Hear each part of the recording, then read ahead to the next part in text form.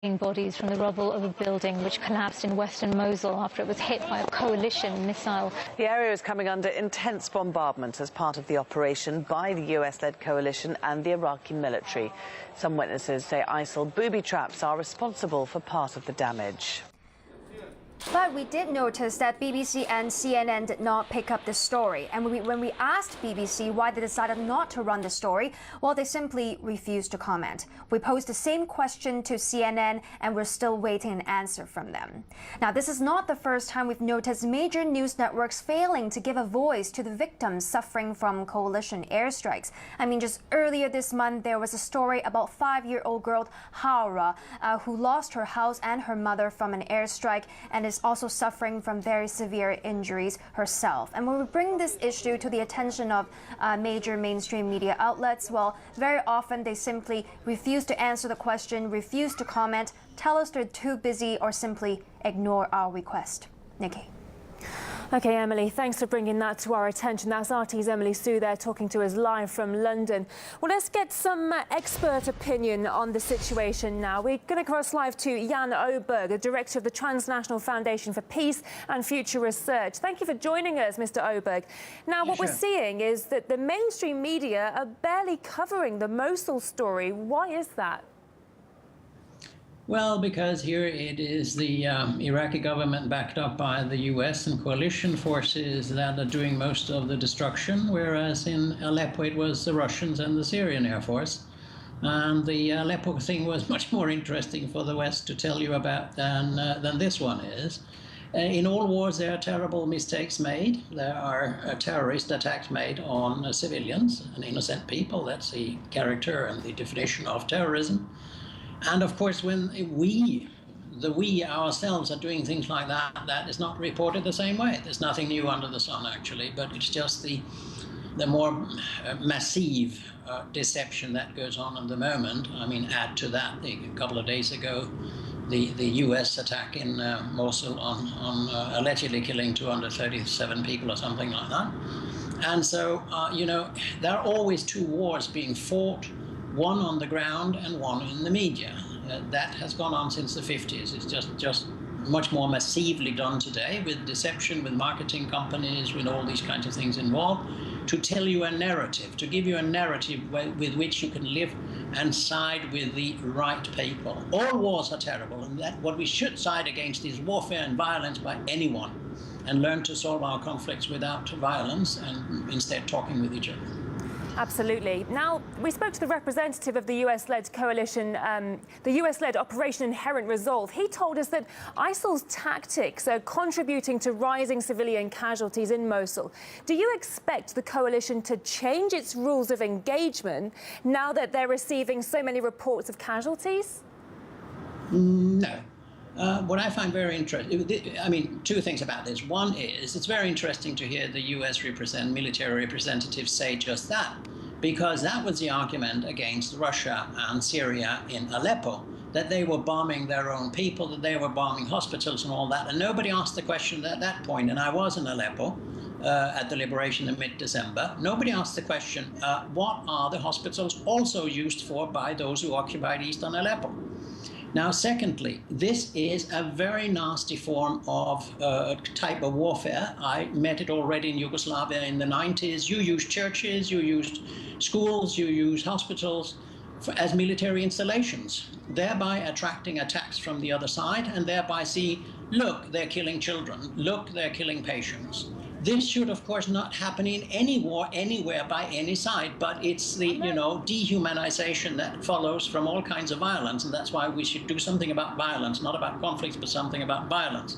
Violence must go, wars must be abolished, because this is a hopeless case where we're just blaming each other, you know, one party killing 98, the other party killing 100, and then we side with the 98 killers killing party. That's wrong. The other thing is, if you're not willing to put troops on the ground, this is what will happen to anyone. The cowardness, not having all these ideals that the Western world has, but not being willing to sit down, you know, deploy 50,000 people on the ground and road to road, street to street, house to house, fight ISIS, then you will do these things. There's no way you can avoid it. And let me finally say about this question. It is all a result of the occupation and war on Iraq that started in 2003, 14 years ago, just a couple of days ago. We are tending to forget why we are fighting ISIS. We're tending to forget why ISIS came up. We're tending to forget Sykes-Picot. We're tending to forget Balfour. We're tending to forget Saudi Arabia's role and others in supporting these groups. And now we're looking as we are the good guys. We are the guys who created this problem by the invasion and occupation of Iraq in 2003 and onwards. OK, Mr. Jan Oberg, Director of the Transnational Foundation for Peace and Future Research, thank you so much for sharing your thoughts with us on this matter. Thank you very much. Thank you. Now, French presidential candidate Marine Le Pen has spoken exclusively to RT after her meeting with Vladimir Putin in Moscow earlier today. Here's some of what she told us. The priority is to allow cooperation between Russia and France, not only in culture, but also business and strategic cooperation, such as in the fight against terrorism, as well as in energy. France shouldn't limit itself when it comes to normalizing relations with Russia. And before all that, sanctions on both sides should also be lifted, which were actually imposed by the European Union. Well, earlier I spoke to RT's Ilya Petrenko, who told us more about the National Front leader's visit to Moscow. It turned out to be a very busy day for French presidential candidate Marine Le Pen in the Russian capital, but she did find the time to give us an exclusive interview after meeting the Russian President Vladimir Putin. Now, the most likely reaction to that from Europe isn't hard to predict, and that isn't going to be something that you would call pleasant. Previously, Marine Le Pen has been bashed for being friendly towards Russia for her visits to Moscow, and in general, this time around, any kind of contact or doing business with Russian officials isn't something that you are going to get praised for in the West. But Marine Le Pen chose to take the trip in defiance of any potential criticism or political setback. In our exclusive interview with the leader of Front National, we asked about the issue. I'm fighting against the system in general, so I'm not going to go along with those who have always made bad decisions. Once again, I don't see a single good reason to have some sort of Cold War with Russia. Russia is a great nation, like the United States, so it's important to build balanced relations with both countries. And I think it's perfectly possible to do so with both Vladimir Putin and Donald Trump. This meeting between Marine Le Pen and Vladimir Putin is bound to serve as some kind of bait for those who tried to blame Russia for trying to influence the French presidential race. And Vladimir Putin, during his meeting with the leader of Front National, had something to say about it. Take a listen. We attach a great significance to our relations with France, and we try to keep even relations with the representatives of the current authorities as well as those of the opposition. We know, of course, that the presidential campaign is in full swing in France now. By no means do we want to influence the current events, but we reserve the right to talk to all the representatives from all the political forces of the country. One of the things that were most discussed in that room was the threat of terrorism, and Mr. Putin went on to call for united efforts with France in the fight against terrorism. And this echoed some of the things that Marine Le Pen said earlier as she was meeting some Russian lawmakers. Marine Le Pen praised Russia for its actions in the fight against terrorism. Plus, she said that she wanted to bring an end to hostile relationships between her country and Russia. Another thing, she promised to make a personal effort on her part to ease anti-Russian sanctions, which she sees as counterproductive and unfair. Marine Le Pen also said that it was time for France to at least get rid of the blacklists, which were also part of the anti-Russian measures. The big question right now is how much Marine Le Pen is going to be bullied back home for what she said and did throughout Friday in the Russian capital. Well, Le Pen's Moscow visit comes as a poll showed that almost half of French voters still don't know which candidate they will be picking at the ballot box. Pollsters say such a level of uncertainty is, quote, completely exceptional. Well, the entire election campaign has been scandal-ridden, with each major candidate getting their share of negative headlines. Republican Francois Fillon is even under official investigation after allegations of creating fake jobs for his wife and children. Meanwhile, Marine Le Pen and her party are accused of misspending funds from the European Union, while independent candidate Emmanuel Macron has come under fire for alleged misuse of public money, while Finance Minister Alain Cauves, a former advisor to the French Defence and Interior Ministries, believes the scandals are there to distract people from real issues.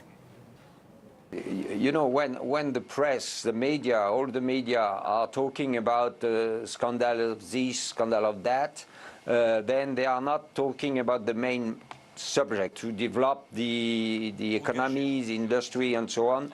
When you have no good program, then you prefer to deal with scandal and dirty things, which avoid to speak of the true reality of the economical situation in France. Coming up after the break, we bring you the latest on Wednesday's deadly attack outside Parliament in London. Stay with us for that.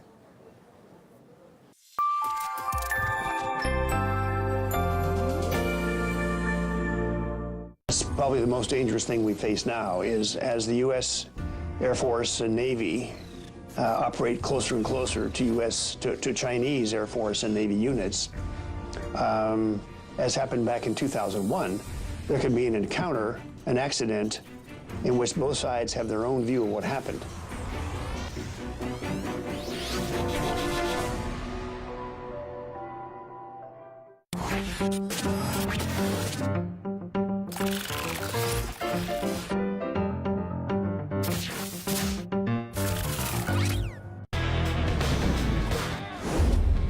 Most people think to stand out in this business, you need to be the first one on top of the story, or the person with the loudest voice or the biggest ratings. In truth, to stand out in the news business, you just need to ask the right questions and demand the right answers.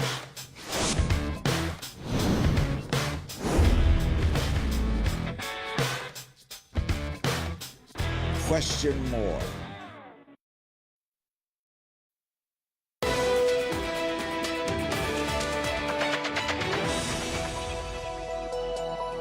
Hello, welcome back. More arrests have been made today in the UK following the deadly attack in the British capital on Wednesday. A total of 9 people are now in custody. Police confirmed 4 people were killed by the attacker and 50 injured, with 2 still in a critical condition. The assailant, who was shot dead by police, has been identified as a British-born man previously known to authorities. The assault has left the capital in a state of grief.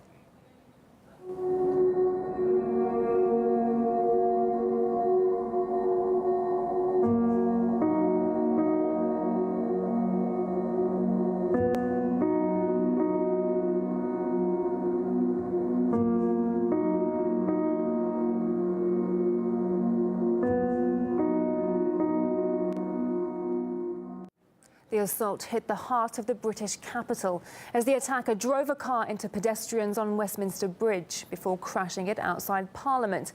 He then tried to enter the complex armed with 2 knives. Authorities say security around the building is now to be reviewed. A video has emerged revealing the state of shock and panic inside Parliament during the attack. Back! Is he coming?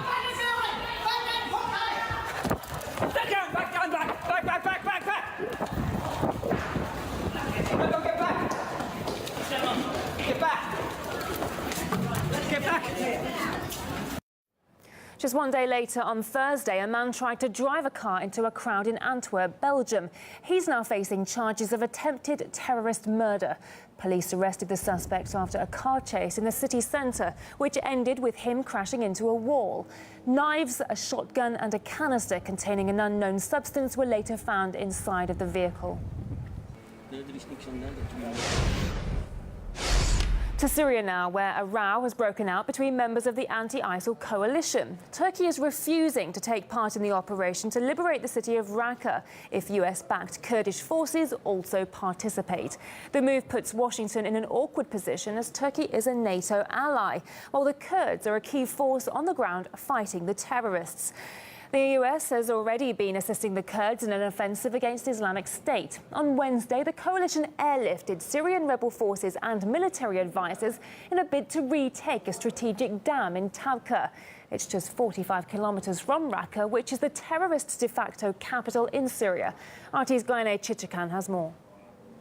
The U.S. military is now actively helping Kurdish fighters in Syria to prepare for the offensive on the ISIS-controlled Raqqa. Turkey does not like this at all. The Turkish foreign minister said the inclusion of Kurds in the operation was unacceptable. Turkey claims the Kurdish fighters in Syria are terrorists like ISIS. The U.S. rejects that view. So do many other countries, by the way, including Russia. In its operations against ISIS in Syria, the U.S. has for months, if not years, relied on Kurdish fighters. But all this time, Washington has struggled to maneuver in a situation where it tried to preserve both the alliance with Turkey and its cooperation with the Kurdish forces. It's hard to do when your allies consider each other enemies. To all questions about the conundrum, U.S. officials, including from the previous administration, have for months given the same default answer. We remain in close contact with our Turkish allies. Turkey's been a strong ally for decades. We believe Turkey is a genuine partner in destroying ISIL. The relationship with the quote-unquote valuable partner and ally has now gotten even more complicated as the U.S. recently had to even deploy forces to Syria's Manbij to protect the Kurdish fighters from a potential Turkish attack. For the operation against ISIS in Raqqa, the U.S. seems to have picked its partner, and that, as of now, is not Turkey. Or in the Pentagon's super diplomatic words, quote, as far as the role for Turkey, we've made clear for many weeks, actually months, that we are open to a Turkish role in the continued operations to defeat ISIS in northern Syria. We don't, or we haven't come to an agreement about what that role will be or if there will be one. But we talk to Turkey through military channels and I believe at diplomatic levels every day, end quote. One way to understand this is Washington realizes that the Raqqa battle will be that much more difficult without involving Kurdish fighters. At this point, U.S. very diplomatically tells Turkey, its NATO ally, to back off. This latest row is not the first time the Kurds have come between the two NATO allies. Last May, US special forces were spotted near Raqqa wearing the Kurdish YPG insignia. After angry complaints from Ankara, which considers the group a terrorist organisation, the Pentagon ordered the removal of the patches. And in September, American flags seen flying in a Kurdish-controlled town on the border with Turkey. Even pro-Turkish rebels seem to be against Washington's close ties with the Kurds.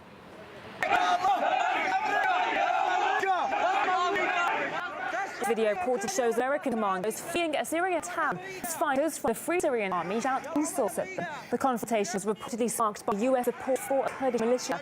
International relations expert who said Baghdadi said Washington is likely to alienate its NATO ally for geopolitical gain.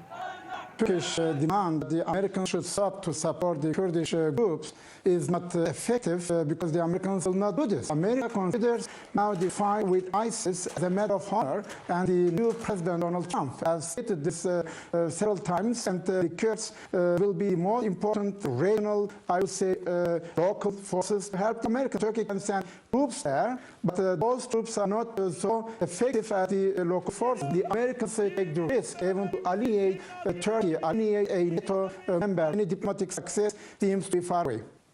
Up next on RT International, we'll take you to Nepal to look at the gruesome black market for human organs. Stay tuned for that.